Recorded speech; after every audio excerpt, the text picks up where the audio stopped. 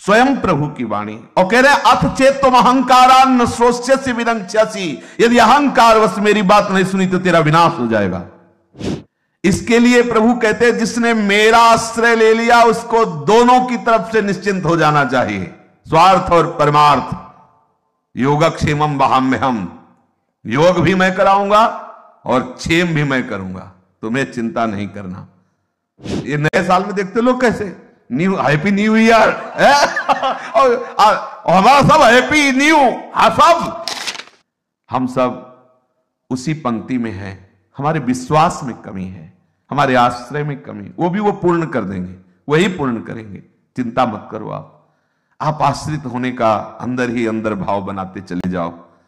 दिव्य चमत्कार, कोई नहीं रहेगा आपके आश्रय में। जो आश्रय शब्द है इसमें किसी को नहीं रखेंगे, दुखी मत होना। आपने अगर हमारे प्रभु का आश्रय लिया तो किसी को नहीं रखेंगे, बस शुरू भर होने दो कोई नहीं रह जाएगा भैया। रोना मत, रोना मत। क्योंकि ये शुरू हो जाएगा फिर आपका कि वो अब वो भी हमसे मुंह फेर रहे हैं। देखो वो किसी की मान लेना, मान के कह रहे पूरा जीवन हो गया इसी देखते। जहां कहीं लगा है कि चलो कोई, तो दूसरे ही दिन रंग बदल गया उसका, दूसरे दिन ही रंग बदल गया। फिर आगे नहीं प्रभु आपके सिवा कोई नहीं राधा बाबा कहते हैं कि इनका जलनुआ स्वभाव है, ये दूसरिया नहीं रखते। मतलब प्रेम का शब्द है, बकाया इसमें बड़ा गूढ़ भाव है, ये बड़े कृपालु हैं। हमारा तो स्वभाव है फंसने का, पर ये कहीं फंसने नहीं देते। ये कृपा सिंधु हमें सदैव अपने ही चरण, अब होगा पक्का, वो जीवन भर देखते आ रहे, इसलिए हम आपसे कह रहे हैं रोना मत। क्योंकि हमारा स्वभाव पकड़ना किसी न किसी, और जहां किसी को पकड़ा तो ये शुरू करेंगे। फिर आपको लगेगा इतना भी कृपा नहीं कर सकते, ये इतना भी नहीं कर सकते। वो कृपा ही कर रहे हैं, आपको समझ में नहीं आ रहा, आपके बंधन काट रहे हैं। एक दिन ऐसा आएगा जब आपके हृदय में ना रहेगा गुरु, ना रहेगा चेला, केवल वही होगा अकेला ही अकेला मान लो, नहीं रोना पड़ेगा, हम रोए हैं इसलिए कह रहे, मान लो केवल प्रभु अंदर बैठा लो, कोई नहीं प्रभु के सिवा, बस इतना मानना पड़ेगा। गुरु पितु मातु बंधु को नाही, क्या है उमा राम सम हित जग माही, गुरु पितु मातु बंधु, ऐसा ही है मात्र प्रभु। ये सब उन्हीं के पर्यायवाची शब्द हैं, वही बस उन्हीं का आश्रय, दृढ़ता। बहुत चमत्कार है आश्रय में, मान लीजिए स्वयं प्रभु की वाणी। और कह रहे अथ चेत तुम अहंकारान श्रोष्यसि विनंक्ष्यसि, यदि अहंकार वश मेरी बात नहीं सुनी तो तेरा विनाश हो जाएगा। प्रभु का शब्द, अथ चेत तुम अहंकारान न श्रोष्यसि विनंक्ष्यसि, यदि मेरी बात नहीं सुनोगे तो नष्ट हो जाओगे, और मेरी बात सुनोगे तो मत चित्ता सर्व दुर्गाणि मत प्रसादात् तरिष्यति। क्या नहीं हो सकता प्रभु की कृपा से? जब एक पारस साधारण लोहे को सोना बना सकती है, हम तो प्रभु की जाति के हैं, प्रभु की जाति के हैं पक्का। हे प्रभु की जाति के, अच्युत गोत्रीय है, हरिवंश गोत्रीय है, हरिवंश हरि के वंश के हैं। और कोई ये प्रकृति के आकर्षण में आकर आप अपने को भूल गए, अपने को और कुछ मान बैठे, इसलिए आपके ऊपर नियम लागू हो रहा है कि नहा धो के तैयार हो जाओ। नहीं तो आप हरि के हो और ऐसे पवित्र हो कि आप कभी अपवित्र नहीं हो सकते हो। चेतन अमल सहज सुख राशि, अमल, आप अमल स्वरूप हो, आप परम पवित्र हो। लौटिए अपने प्रीतम की तरफ लौटिए। साधन काल में जीवन निर्वाह की भी कोई आप बड़ी से बड़ी समस्या आने पर निराश और हताश मत होना। वो तैयार होके आ रहा है, हर व्यवस्था लेके साथ आ रहा है। योगक्षेमम वहाम्यहम, हम बैठे रहो। बड़े बड़े चमत्कार भक्तों को अनुभव में आए हैं। गांधी जी के बेटे या भाई जी के पास पत्र आया गीता वाटिका में कि वो अपने परिकर सहित गोरखपुर स्टेशन से निकल रहे हैं और वहीं वो भोजन प्रसाद पाएंगे। आप व्यवस्था कर दीजिए। ऐसा शायद गांधी जी के बेटे का ही या कोई परिकर था ऐसा स्मृति में। तो भाई जी को जब भाई जी ने कहा गाड़ी आने को थोड़ा ही समय रह गया, इस समय में कुछ हो ही नहीं सकता, मतलब कैसे, क्या 15-20 लोगों का भोजन कैसे हो सकता, मतलब कैसे, पत्र तो अभी मिला, अभी गाड़ी आने वाली, कैसे कैसे, बस जहां हुआ कैसे तो बोले ऐसे हरी। बस इतनी बात थी कि इतने में एक खड़खड़ा में, जिसमें घोड़ा गाड़ी होती ना, उसमें लदे हुए पुआ, खीर, मीठा और सब आयो। बोले भाई जी वो उनके यहां आज संत सेवा उत्सव था तो उनका पहले गीता वाटिका जाएगा। तो भाई जी ने तुरंत आदमी बैठा, बोले गोरखपुर स्टेशन ले जाओ। उसी वहां गए और गाड़ी रुकी और सबको पवाया। कैसा विधान उसका, कर तुम अकर तुम अन्यथा कर तुम सर्व समर्थ। कितने ऐसे प्रसंग जीवन में भक्तों के आते हैं, ये अनुभव कराते हैं कि बात बाद में होती, व्यवस्था पहले होती है। मतलब प्रभु ने बनवाना पहले शुरू कर दिया था प्रसाद पाने की मांग बाद में आई और प्रसाद पहले से तैयार करवा रहे हैं। हमें क्या परवाह, सर्वज्ञ सर्वशक्तिमान वो सब कर लेंगे। दुर्वासा जी को पवाला भी नहीं पड़ा। श्री युधिष्ठिर जी की समस्या का समाधान असाधारण कृपा से हो गया। ऐसे धुले हुए पात्र से शाक का प्रकट होना, उस शाक को जिह्वा पे रखते ही संपूर्ण ब्रह्मांड का तृप्त हो जाना, यह है। दुर्वासा जी का वरदान मांग लो लेकिन भोजन की बात मत कहो। सुनो, हमारे प्रभु बहुत सामर्थ्यशाली। विश्वास करके अपने आप को एक जन्म छोड़ दो, दिया प्रभु। अब हर समस्या में तुम्हें प्रभु की तरफ देखना होगा। किसी और से समस्या का समाधान मत चाहना, मत बताना। मन की समस्या, तन की समस्या मत बताना किसी से। रहीमन मन की मन व्यथा रखिए मन में गोए, सुनी इठले हैं लोग सब बाट न ले है कोई। मत बताना, जानने वाले जान रहे हैं। और आपको अगर उपहास कराना है, सहाना है, तो हम राजी आपसे ही होंगे। बस आप ही जाने, दूसरा नहीं। वो जान जाएंगे, वो जानी जान है, वो सब जान रहे हैं और जान जाएंगे। और आप महाआनंद में होंगे, आपकी एकांतिक निष्ठा पुष्ट होगी। ये विश्वास कर लो, आपकी श्रद्धा को कभी वो नष्ट नहीं होने देंगे। ये जरूर है कि आपकी श्रद्धा इतनी बलवान हो जाए कि भारी से भारी प्रतिकूलता दिखाई देने पर भी हिले ना। ये बहुत सीधा मार्ग वर्णन हो रहा है, बहुत सीधा। सब नियम कानूनों से एक अलग एक कानून है, त्यज लोक धर्मान। त्यज लोक धर्मान का सिद्धांत चल रहा है। परमार्थिक साधन में विघ्न बाधाएं अनेक प्रकार की आती हैं। पहले तो कह रहे जीवन काल में, जीवन निर्वाह में शरीर रोग आदि की और भी कई बाधाएं आ सकती हैं।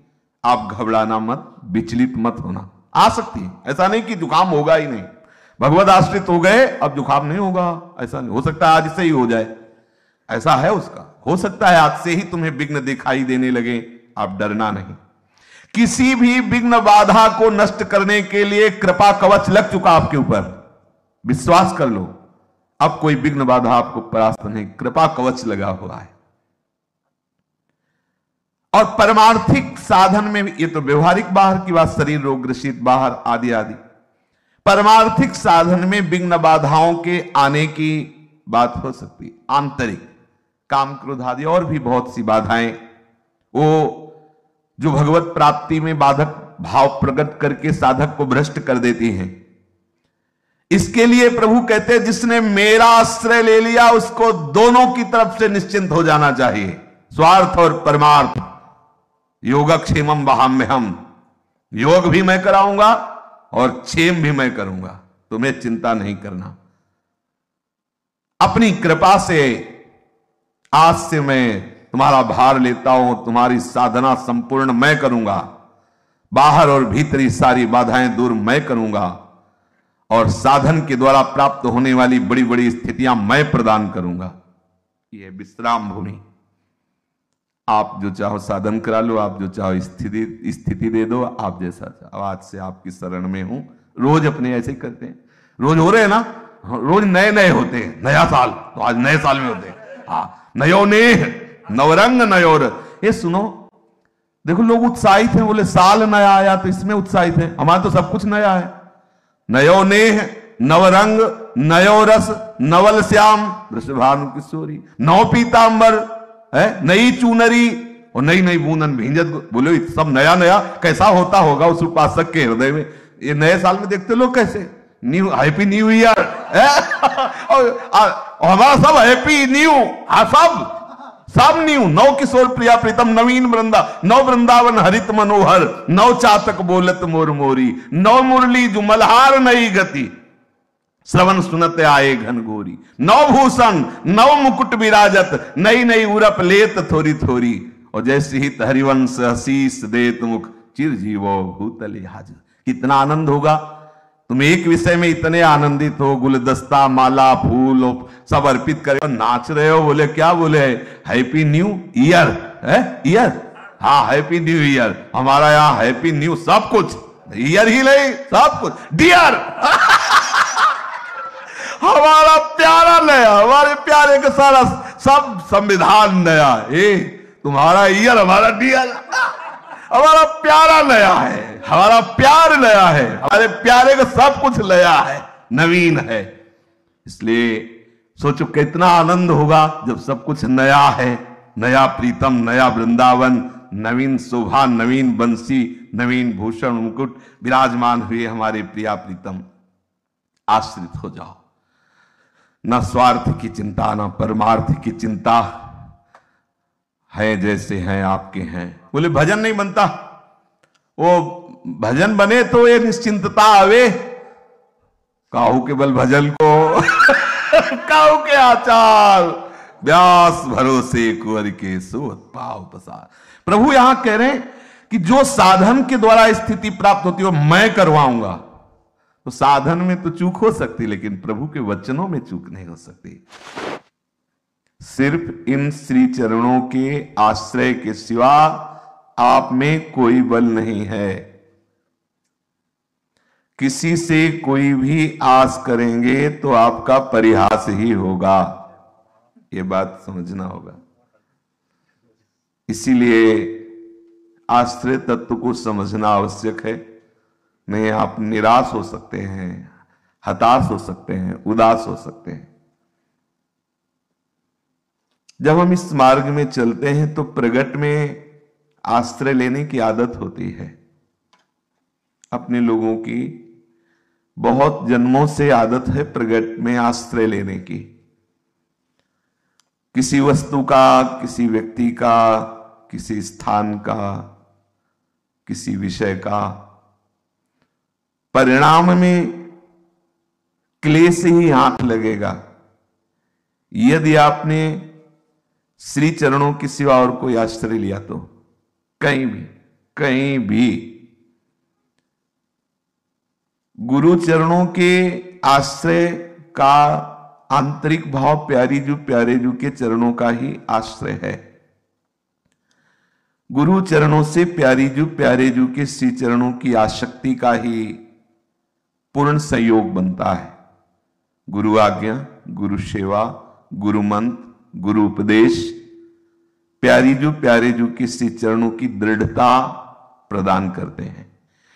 यदि आपने प्यारे जू के चरणों की बात छोड़ दी तो आप कहीं भी हो, आपको जो स्थिति चाहिए वो नहीं आएगी। तैयार रहना है। प्रगट में गुरु आश्रय भी छूट सकता है, पर गुरु मंत्र और गुरु उपदेश न छोड़ना।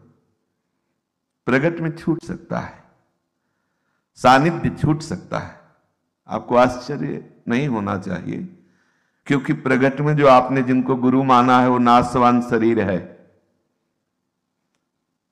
वो नष्ट होगा। आज नहीं तो कल नष्ट होगा।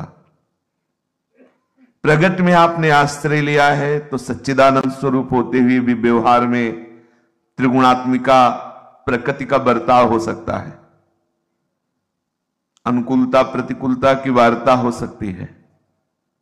फिर क्या करोगे आप? बहुत सूक्ष्म विषय है। आपने सदगुरुदेव का प्रगट में आश्रय लिया और उनके मंत्र और उपदेश को आपने नहीं समझा, वो जहां स्थापित करना चाहते हैं आपने वहां अपनी स्थिति नहीं बनाई, तो आप दुखी हो जाएंगे, अनाथ हो जाएंगे, आप क्लेशित हो जाएंगे। प्रगट में शरीर या प्रगट में जो सानिध्य आप समझ रहे हैं, ये अधूरा सानिध्य है, पूरा नहीं है। पूरा सानिध्य है स्वरूप का आश्रय। गुरुदेव का जो स्वरूप है वो कभी आपसे अलग नहीं हो सकता। जैसे प्राणों के बिना देह की कोई सत्ता नहीं है, प्राण से ही देह संचित, ऐसे गुरुदेव के बिना हमारी कोई सत्ता नहीं। मंत्र उपासना सब गुरुदेव ही है। अगर हमने ये बात न मानकर प्रगट सानिध्य को ही केवल माना तो हम अधूरे हो जाएंगे। ये शरीर हटने पर या गुरुदेव का प्रगट शरीर हटने पर आपको ऐसा लगेगा कि आज हम अधूरे हो गए, अनाथ हो गए। या गुरुदेव प्रगट लीला में आपको अलग कर दें तो आपको लगेगा कि अब मैं असहाय हो गया, अब हमारा उपासना ही नहीं बची, गुरुदेव ने अलग कर दिया। इसीलिए कह रहे हैं बड़ी सूक्ष्मता से समझो, श्यामा श्याम के आश्रय में अपने आप को कर दो। गुरुदेव प्रगट से अलग हो जाएंगे पर आपसे अलग नहीं हो सकते। यदि आपने श्री जी के श्री चरणों का आश्रय लिया है तो समझ पा रहे हो ये बात हमारी, या कोई प्रश्न है इसमें? इसलिए कि इसे समझना जरूरी है। ये जो प्रगट में आप देख रहे हैं सदा नहीं चलेगा, सदा नहीं चला है किसी का, सदा नहीं चल सकता है। ये एक माया के काल में ऐसा हो रहा है, तो कभी ऐसा काल आएगा कि नहीं होगा, फिर आप क्या करोगे? प्रगट में सामने आपके हमारा आपका मिलन है या किसी का मिलन, ये सदैव नहीं चलेगा, नहीं चलेगा। ये विनाश भूमि है, मृत्यु लोक है, या कोई सदैव साथ नहीं रहता, फिर क्या करोगे? इसलिए आश्रय केवल श्यामा श्याम का। गुरुदेव श्यामा श्याम है और वो त्रिकाल हैं। ये रूप बाहर से जो हम देखते हैं पांच भौतिक रूप, ये अंतर ध्यान होगा, किसी का भी हो। यद्यपि श्री भगवान का चिदानंद में बपू होता है, पर लीला में जब प्रकट होते हैं तो वो भी अंतर ध्यान ही होते हैं। सर्वत्र होते हुए प्रकट होने की लीला करते हैं तो सर्वत्र होते हुए भी अंतर्ध्यान होने की भी लीला करते हैं ना। ऐसे आपको कच्चे नहीं बनना, नहीं तो दुखी होना पड़ेगा। कुछ बातें अनुभव की होती है। मंत्र और उपासना के सिवा अन्य आश्रय अगर प्रगट में भी लिया तो आपको दुखी होना पड़ेगा। प्रगट में या प्रकट में केवल श्री जी का आश्रय, केवल। तो बीच में ये शरीर मिला है और बीच में ये चला जाएगा। गुरुदेव अप्रकट रूप से आपको प्यार कर रहे थे, कर रहे हैं, करते रहेंगे। जब आपको ये शरीर नहीं मिला था तब आपको परमार्थ में कौन चला रहा था? यहीं से यात्रा थोड़ी प्रारंभ हुई आपकी, किसी की भी।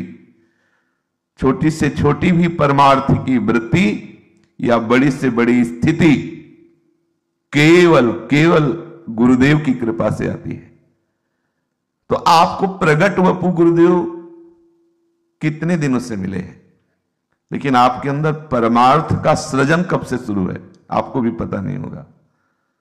परमार्थ का सृजन किस जन्म से चल रहा है, किस तिथि तारीख से चल रहा है, कब से चल रहा है, यह केवल गुरुदेव को पता है। कौन गुरुदेव? जो अखंड मंडलाकारम व्याप्तम एन चराचरम। देखो, केवल कोरी भावुकता की बातों में स्थिति नहीं आती।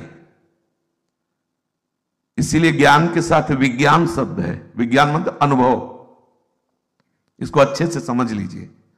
जब प्रगट में गुरुदेव नहीं मिले थे तब भी आपको परमार्थ में कोई चला रहा था, कोई घसीट रहा था। प्रगट में जितने दिनों की आवश्यकता है उतने दिनों तक वही अव्यक्त सत्ता रूप धारण करेगी, और जिस दिन उसकी इच्छा हुई उस दिन वो अपने रूप को समेट लेगी, पर वो आपका साथ नहीं छोड़ेगी। वो वैसे ही आपको बढ़ाती रहेगी। उसको अगर आवश्यकता पड़ी तो दूसरा रूप धारण कर लेगी। वो सत्ता है। ये हम आपको हृदय की बात समझाना चाहते कि गुरु एक सत्ता है, गुरु की व्यक्ति नहीं है। कभी व्यक्ति का आश्रय मत ले लेना, कभी व्यक्ति के भरोसे मत हो जाना, कभी व्यक्ति से प्यार मत कर बैठना, नहीं तो धोखे में हो जाओगे। ये जो एक दूसरे को देख करके हम आश्रित हो रहे हैं, ये माया का नाटक है, ये माया का पर्दा है जो तुम देख रहे हो। ये टिकाऊ चीज नहीं है, ये नाशवान है। एक क्षण में इसका रंग बदल जाएगा, एक क्षण में इसकी दुर्गति हो जाएगी।